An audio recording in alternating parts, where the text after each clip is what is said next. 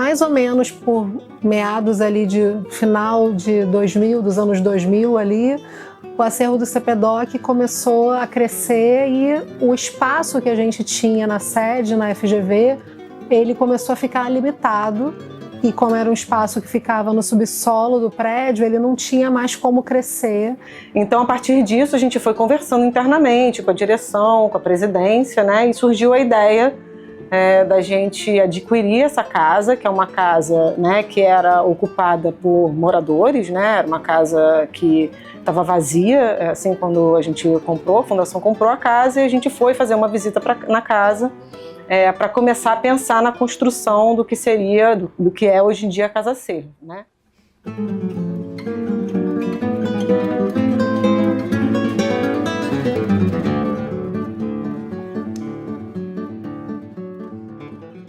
A casa é uma casa que a gente tem a fachada preservada, então nós precisamos pensar, né, nessa não mudança da parte externa, mas na parte interna a gente poderia mexer. A gente teve o apoio de um profissional, que é o José Luiz Pedersoli, que estudou com a gente todos esses riscos possíveis para o acervo, para que quando a gente fosse construir o prédio, junto com a equipe da arquitetura da FGV, junto com a equipe da engenharia que foi contratada pela FGV também para poder construir o prédio, a gente sanasse dentro de todas as possibilidades, todos os riscos que a gente teria. A parte de trás do imóvel, a gente tinha naquele momento um espaço que era como se fosse uma garagem, uma área de lazer do imóvel, né? E onde a gente teve essa oportunidade de construir do zero esse prédio de 3 andares, que é um prédio que foi pensado para abrigar o acervo. Então, esse bunker que fica nos fundos da casa foi todo projetado e planejado para a guarda de arquivos históricos. Nós temos na Casa Acervo um sistema de combate a incêndio a gás e também um sistema de climatização que opera com controle de temperatura e umidade, respondendo às demandas específicas de cada tipo documental que está preservado na Casa Acervo.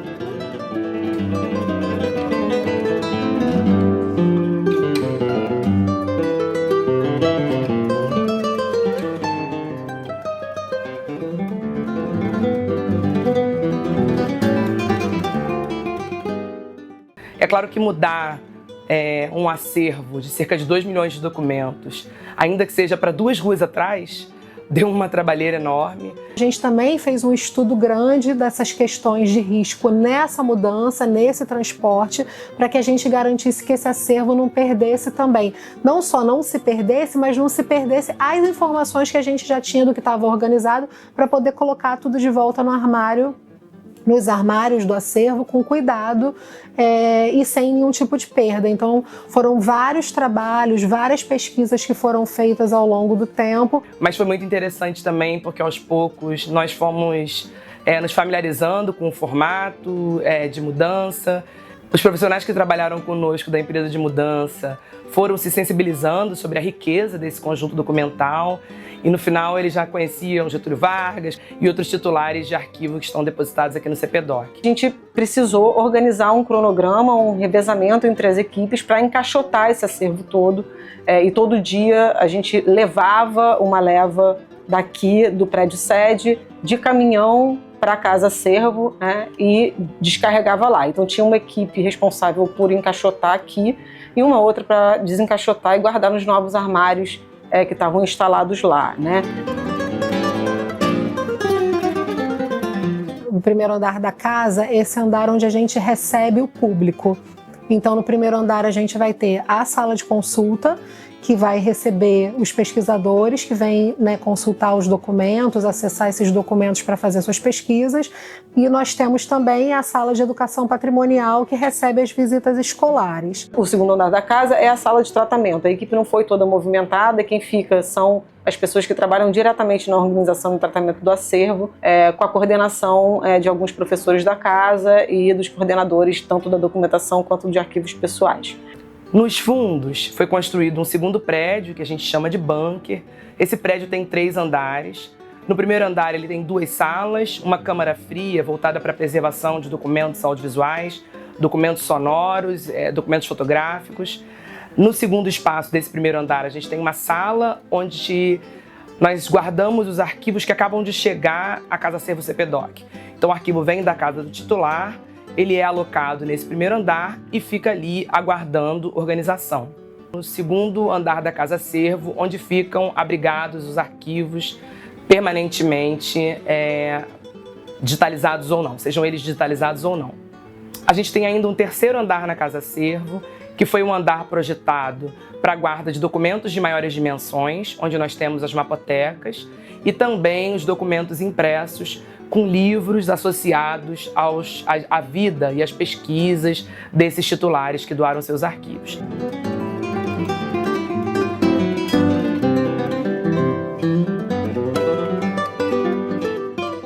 Sempre teve vontade de pensar o arquivo um pouco fora do tradicional, né? A gente nunca pôde fazer muito isso dentro do prédio da Fundação, um prédio muito formal, um prédio de trabalho, né? Além da nossa área de guarda ser numa localização bastante complexa para fazer qualquer tipo de visita, a não ser visitas técnicas, né?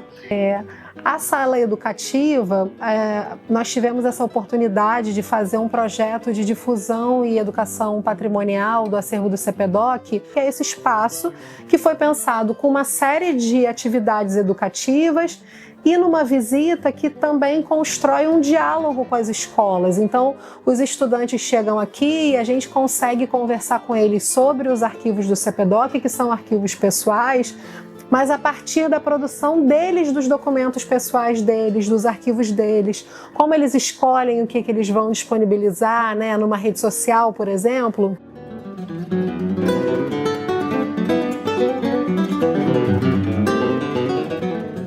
Inicialmente nós chamávamos a casa de Casa Acervo, como a gente continua, na verdade, para ser mais curtinho, carinhosamente chamando Casa Acervo FGV CPDOC, mas mais recentemente, nos últimos anos, nós, com o falecimento da nossa pesquisadora aqui e colega, Alzira Abreu, a equipe, a direção e a presidência decidiram dar o nome para a casa agora de Casa Acervo Alzira Abreu. Eu acho que a adição do nome da professora Alzira na casa é uma grande homenagem que a gente tem, que a gente fez, né? Acho que coletivamente foi uma unanimidade a escolha dessa mudança de nome. A professora Alzira sempre ensinou muito a todo mundo, as gerações mais novas do CPDOC, né, a pesquisar, a trabalhar com arquivo, né, a trabalhar com dicionário, e eu acho que ela é uma representação do trabalho do CPDOC, né, e nada mais justo que a gente colocasse nosso lugar de memória, nosso lugar de guarda, a Casa Acervo, que é o nosso principal tesouro, né, dentro do CPDOC, com o nome da professora Alzira.